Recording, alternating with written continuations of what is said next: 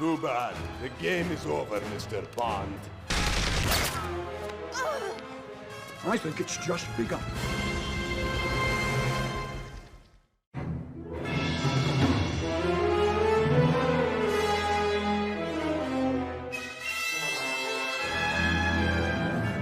From Russia with love. So if you've been following this channel, it's probably mighty clear that I'm a pretty big James Bond fan.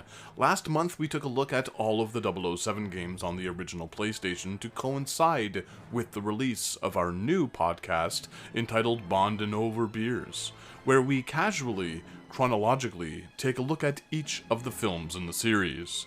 Today, to mark the release of the From Russia with Love episode of that podcast, I thought it would be appropriate to take a look at the video game inspired by Connery's second outing as the 00 agent.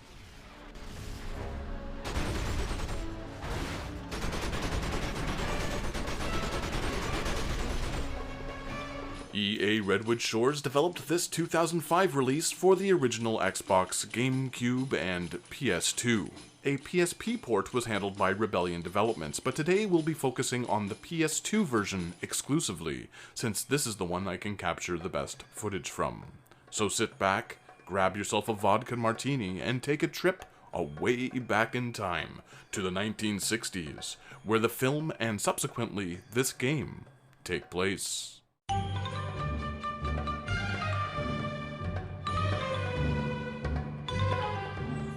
In the early aughts, EA were on a hot streak when it came to 007 video games. They had acquired the license in the late 90s and had released a few titles for the original PlayStation, N64, and Game Boy Color. We've reviewed all of them, so if you haven't checked out those videos, take a gander here, on this channel. Agent Under Fire was the first game to drop on the newest hardware at the time, and it was a monumental jump in quality compared to most of their previous efforts. It was also Redwood's first foray into the world of James Bond. 3 games would follow, with 2 of them improving on the formula during the Pierce Brosnan era, but we'll get to those at a later date.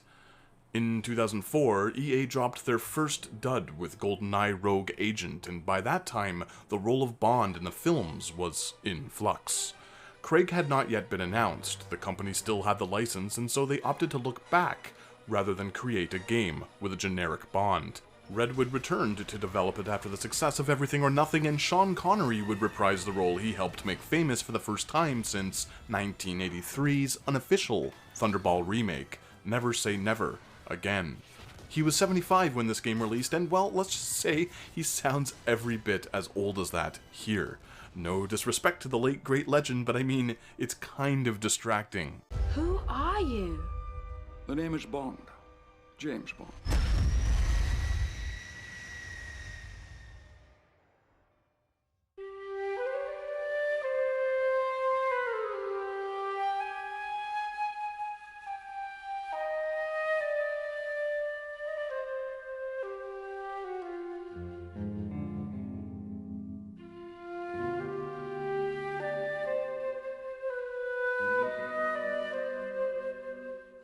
Just so you know where I'm coming from, and to maybe offer up some context, From Russia with Love is one of my top 3 favorite Bond flicks, so you had better believe that this game was a day one purchase for me. The film itself is a Cold War spy thriller based around a MacGuffin called The Lecter. It's a well-paced extraction movie with some action, but not enough to necessarily carry an entire video game. Unlike the Brosnan-era action flicks, this one was a lot more reliant on dialogue and sleuthing, so it doesn't translate as well as, say, GoldenEye or The World Is Not Enough, or even some of the Roger Moore-era flicks to the interactive medium. In other words, the developers took a lot of liberties with the plot, and I mean a lot of liberties with the plot. I'm happy to say most of these additions work really well. Some of them fall flat, but none are downright offensive. Well, all but one, but I'll try to go light on spoilers here outside of a few visual ones. What I really like is how Redwood drives the story along here. Crucial plot points are delivered quite well through action set pieces, and condensed cinematic moments rather than the dialogue-heavy sequences from its source material. For instance, we learn that Red Grant is trying to get the Russians after us during this car chase, where he blows away one of their reconnaissance vehicles in a not-so-subtle fashion. In the film, it's a lot more nuanced, and this vehicular sequence is driven by dialogue, but this is a video game, and as such, the point gets across without the need for superfluous details. Moments like this are all over this game, and it makes it a truly special thing to experience, especially if you're a fan of the film. Most of these tweaks to the story are absurd and bombastic, but I'm here to participate, not passively watch it unfold in front of me. I own the movie, I can watch it anytime if I want to. Redwood nailed this for the most part. They do come close to crossing the line a few dozen times, but these revisions are often the most entertaining, unapologetically arcade-like sequences in the game. I'm a fan of nearly every single one of them. There's a boss battle at the end that goes way too far in my opinion, but the rest is great. Also, who in the hell is this chick? Tight. Tight.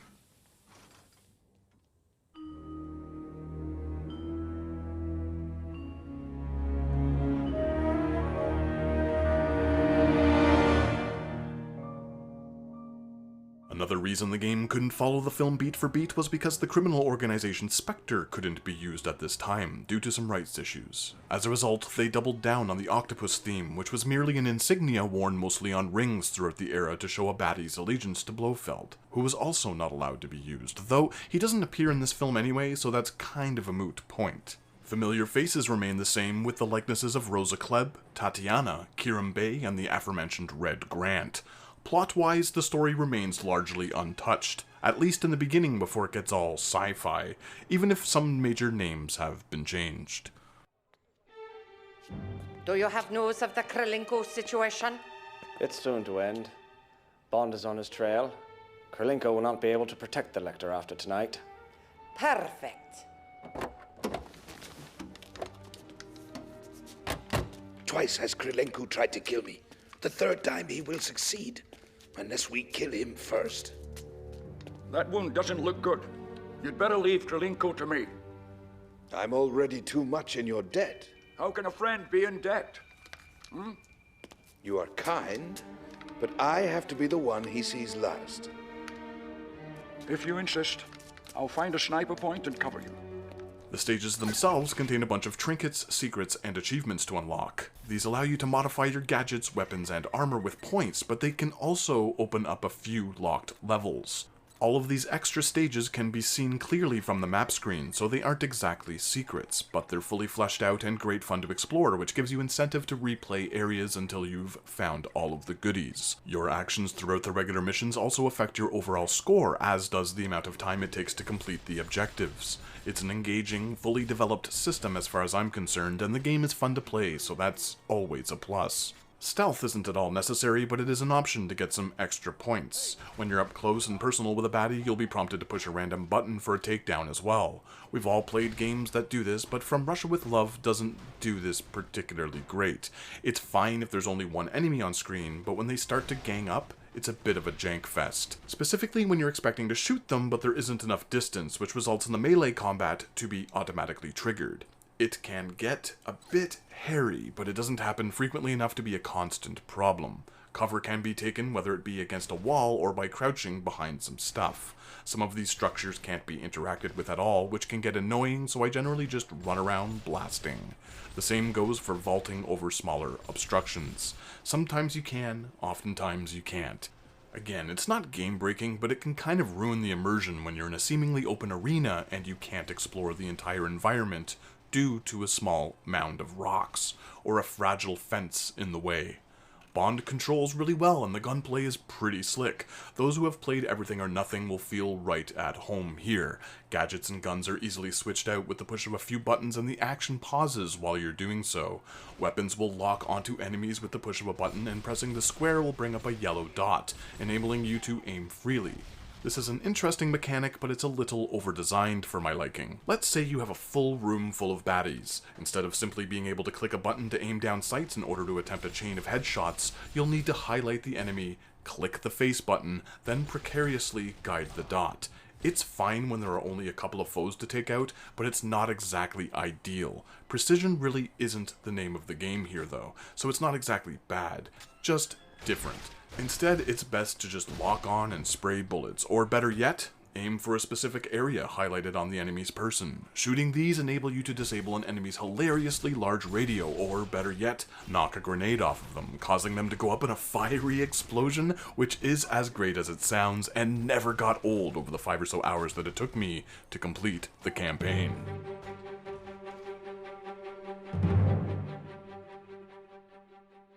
You'll be able to get your hands on pistols, shotguns, automatic weapons, and sniper rifles throughout your adventure, and they all feel really great to use. Points can be allotted to each in order to customize their clip sizes, reload speeds, and the like, but they're pretty balanced from the get-go.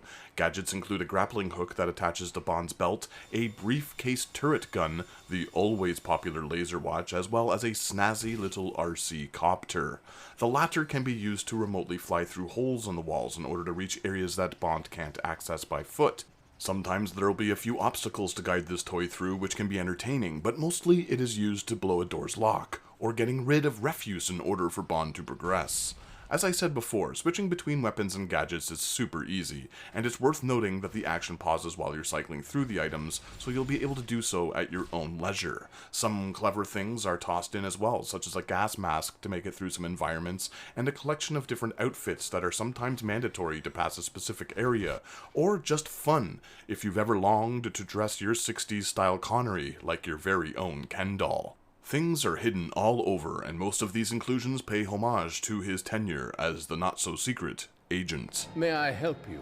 A dry martini. Shaken, not stirred. Certainly, Commander Bond. Where is the girl?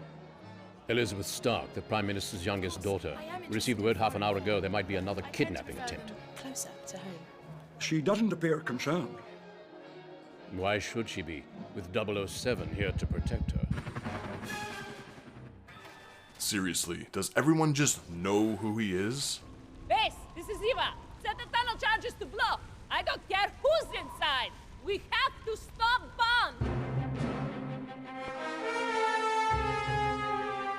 All of the missions are jam-packed with a variety of different objectives. Most of them involve the planting or extraction of an item, and plenty include some sort of vehicular sequence. The super sexy Aston Martin DB5 is Bond's kitted-out ride of choice, even though it didn't make its first appearance until the next film in the franchise, Goldfinger. For the record, he has a Bentley in this movie. He doesn't drive it, and it's not loaded with gadgets. You'll also get to drive this Jeep tank thing, as well as mount the gun turrets on a couple of boats. It's the 60s, so jetpacks are lying around everywhere, complete with handy-dandy kickstands for easy access. No longer will Bond have to crouch to pick up his jetpack, not with these convenient holders, and for those who have weak eyesight, glowing landing pads. Jetpacks for everyone. Jetpacks, jetpacks, jetpacks. My golly, the 60s were sure a crazy time. Peace, love, and jetpacks for the entire family. Seriously though, these things are goofy and everywhere, but they're a blast to operate. This is just pure old-fashioned video game fun, man. The way his legs dangle really crack me up. They remind me of this talking Pee Wee Herman doll my sister used to have. It's great.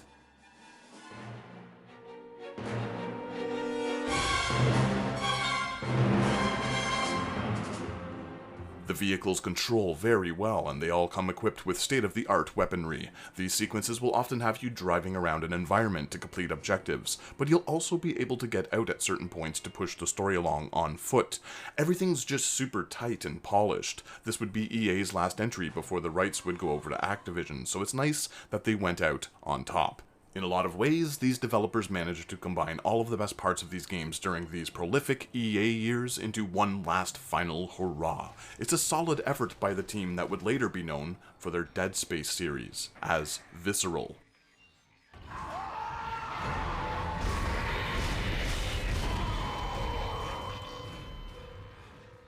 As you can clearly see, From Russia with Love is a real looker. Hell, I'd say it still looks good today. The character animations both in and out of cutscenes are truly remarkable, with an exaggerated, almost cartoony stylized look that works well. The voice acting is top-notch too. Most of the original actors had already passed on or retired by this point, so the supporting cast is rounded out by impersonators. Peter Renaday's M and Phil Proctor's Q are pretty inspired, but J.B. Blanc as Karim Bey definitely steals the show for me. The character is one of my favorites in the entire movie franchise, and Pedro Armendariz played him with so much lovable charm in the flick. Unfortunately, he was struggling for his life during the filming of the movie and died shortly thereafter. It's just nice to see this kind of respect and effort be put into replacing him.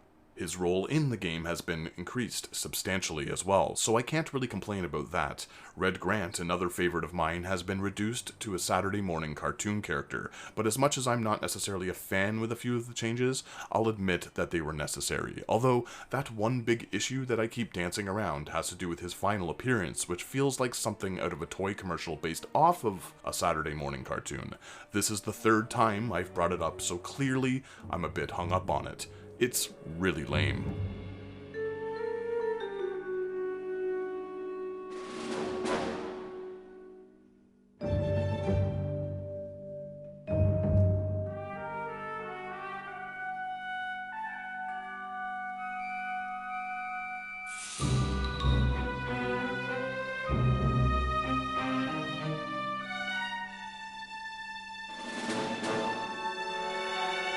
To complement the lush, colorful visuals and quality animations, we have a soundtrack by Christopher Lenertz that builds heavily off of John Barry's masterfully orchestrated film score. Those who have watched our ranking of the 007 themes know how big a fan I am of the movie's title music, and Lenertz does it justice here by weaving it in seamlessly with his original pieces. Everything fits in extremely well with the visuals, with musical nods to other 60s era pieces sprinkled throughout. It's a remarkable collection of arrangements that I feel often gets overlooked. For more on that, check out episode 48 of our VGM 101 podcast, where I showcase more of the music. The audio and presentation all around are superb. Redwood has delivered an experience that largely echoes the charm and class of those early Connery flicks.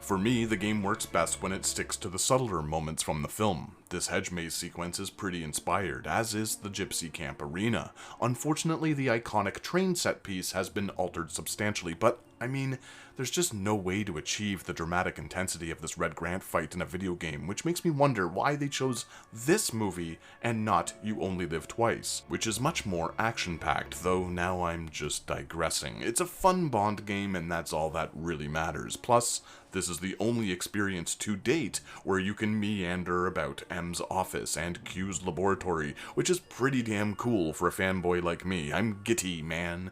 Giddy with glee. What do you say, Moneypenny? James, get down to Q Lab. Get down to Q Lab, you. Did you hear about that chap up at Oxford? Oh, the one who's predicting that one day we'll all have computers on our desktops and be able to communicate on them.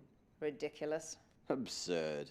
There's a multiplayer option here as well, with a few lesser-seen characters from the film to choose from. Unfortunately, unlike the Eurocom entries such as The World Is Not Enough and Nightfire, there aren't any bots, which is admittedly a bit of an oversight. The maps are taken straight from the story missions for the most part, and play well enough, though I've never really cared for the third-person perspective when it comes to these versus modes, so it's just not for me. Still, it's a great addition for those wanting to partake in a bit of couch co-op. Get away from Oh my god. How am I supposed to get you? I blew us both up. Oh, I'm still alive. What? What? Haha. There are a bunch of unlockable characters to add to this multiplayer roster. Traps, turrets, and you guessed it, jetpacks are all here from the main campaign as well, making it fun in short bursts, but the respawn sites are terrible, often dropping you right on top of your opponent when you die, which kinda defeats the point. It's possible to play with 4 players if you have the add-on, and there are a few modes to choose from as well. For whatever reason, there's a radar indicator automatically built in, making it super easy to find your target, so you're gonna want to go ahead and turn that off if you want any sort of challenge. It's just not very fun with it on. Ultimately, I'm not a fan of the third-person perspective, as I said, and the roster is paper-thin at first, but some effort went into this edition, so it deserves some credit.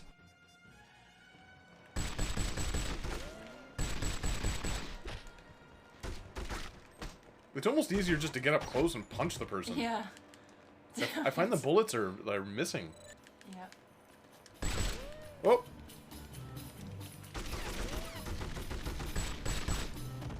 Oh, I shot ya. Yeah, like they put me right on top of you.